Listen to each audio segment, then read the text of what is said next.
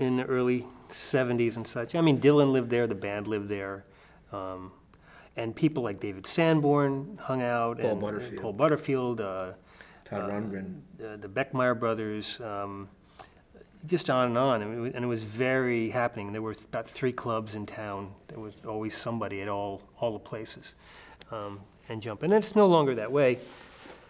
But it maintained, they have these zoning codes that don't allow for build-up and such. So if you go to Woodstock, it's not that different than it was 30 years ago. And in some ways, it's pretty comical to go past the green, because there's still hippies out there playing acoustic guitar with like tie-dye shirts. And what's still great about Woodstock is it is a really beautiful place, and so, Jack DeJohnette lives there, Pat Metheny's got a place there, Donald Fagen lives there in Dylan's old house.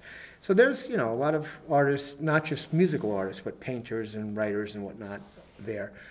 But what's different about it from the 70s was, like Lance said, there were 3 clubs at least at all times, and any night of the week you could walk down and maybe you'd hear David Sanborn in one club, Howard Johnson and the Tuba, the Contraband, another club, and guys from Van Morrison's band in another club, any night of the week.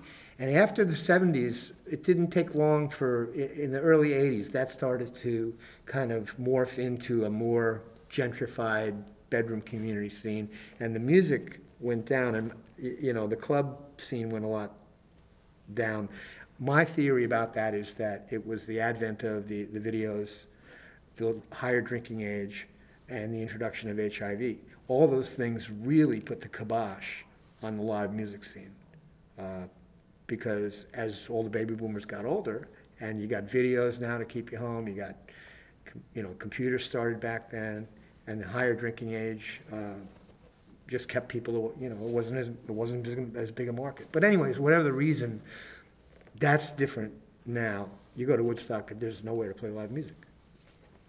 But it remains, I believe it's the 4th mecca of recording still. I mean, there's New York, LA, and Nashville, but Woodstock is right behind that in terms of recording studios. There's quite a few really good studios in the area that people gravitate to.